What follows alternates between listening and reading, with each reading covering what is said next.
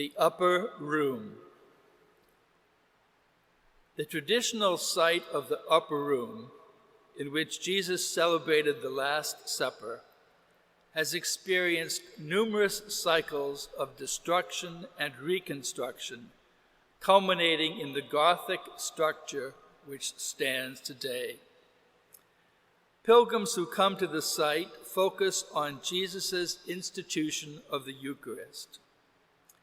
During this celebration, Jesus washed the feet of his disciples. They were not happy about this. Only a servant in a well-off home would perform such a humble task. Why did Jesus wash the feet of his disciples? He knew that they were competitive for status.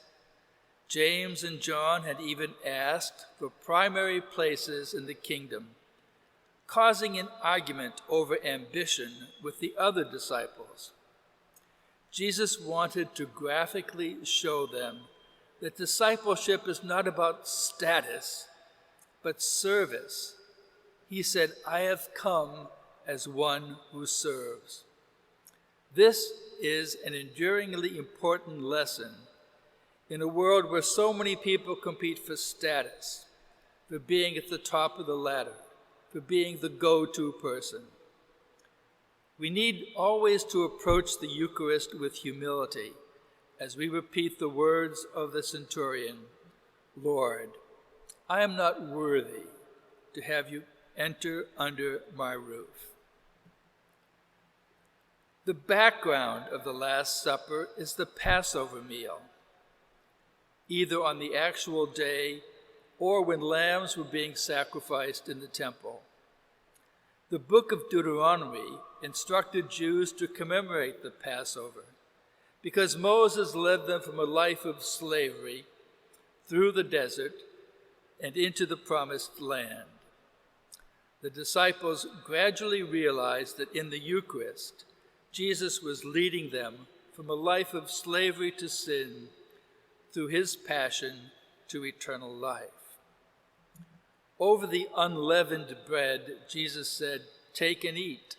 This is my body." Over the cup of wine, he said, "This is my blood." The oldest New Testament account for the ritual of the Eucharist is in the 11th chapter of St. Paul's letter to the Corinthians. The meals which the disciples shared with the Lord after his resurrection opened their minds to the meaning of the Eucharist. It is a meal with the resurrected Lord, in which, under the appearance of bread and wine, Jesus shares his resurrected life with us. The real presence of the risen Lord in the Eucharist does not depend upon our faith. Paul emphasizes the transformed reality of the bread and wine, saying, "Whoever eats the bread or drinks of the cup unworthily will have to answer for the body and blood of the Lord." Sometimes we think as Christians that we are meant to invite Jesus into our lives. The deeper truth is that Jesus invites us into his life through the word he preaches, through the resurrected life, which is meant to transform each and every one of us into another Christ upon this earth. That is why St. Paul wrote to the Galatians, "I live, no longer I, but Christ lives in me."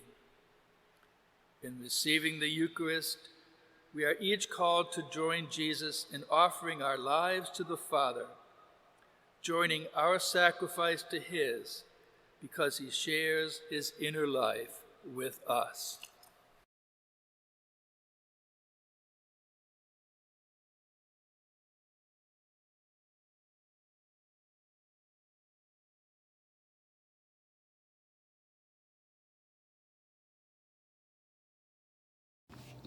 A reading from the Gospel of John. It was just before the Passover festival. Jesus knew that the hour had come for him to leave this world and go to the Father. Having loved his own who were in the world, He loved them to the end. The evening meal was in progress, and the devil had already prompted Judas, the son of Simon Iscariot, to betray Jesus. Jesus knew that the Father had put all things under his power, and that he had come from God and was returning to God. So he got up from the meal, took off his outer clothing, and wrapped a towel around his waist. After that, he poured water into a basin and began to wash his disciples' feet, drying them with the towel that was wrapped around him. He came to Simon Peter, who said to him, "Lord, are you going to wash my feet?" Jesus replied, "You do not realize now what I am doing, but later you will understand." "No," said Peter, "you shall never wash my feet." Jesus answered, "Unless I wash you, you have no part with me."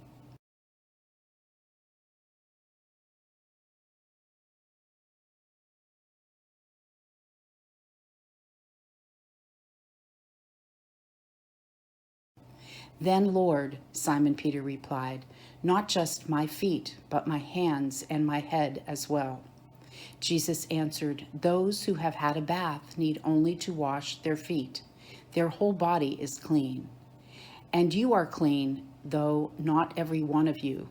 For he knew who was going to betray him, and that was why he said not every one was clean. When he had finished washing their feet, he put on his clothes and returned to his place. "Do you understand what I have done for you?" he asked them. "You call me teacher and Lord, and rightly so, for that is what I am. Now that I, your Lord and teacher, have washed your feet, you should wash one another's feet. I have set you an example that you should do as I have done for you. Very truly, I tell you, no servant is greater than his master, nor is a messenger greater than the one who sent him. Now that you know these things, you will be blessed if you do them."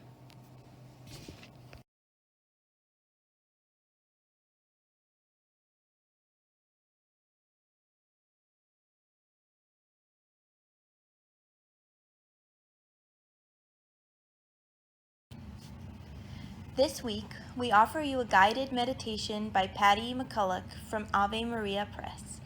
During this experience, you'll have the chance to encounter Jesus as the disciples did at the Last Supper. Let's begin. Relax. Sit comfortably. Close your eyes if you wish. Breathe in. Hold. Breathe out. Breathe in. Hold. Breathe out. Be still. Let go of all the distractions. Let your worries fly away.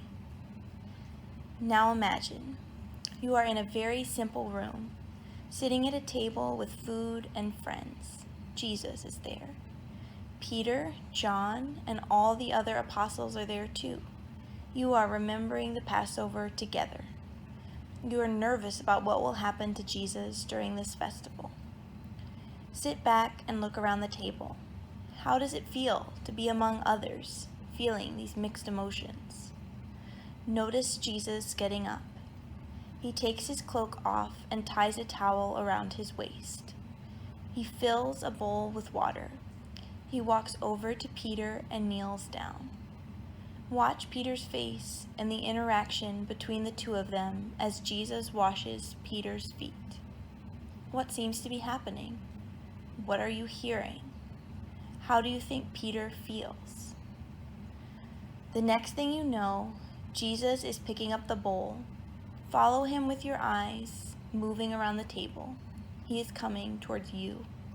He kneels down, looks into your eyes, reaches for your foot. Spend some time interacting with Jesus while he washes your feet. What do you say to him? What does he say to you? Jesus stands up in front of you. He moves to the person sitting next to you.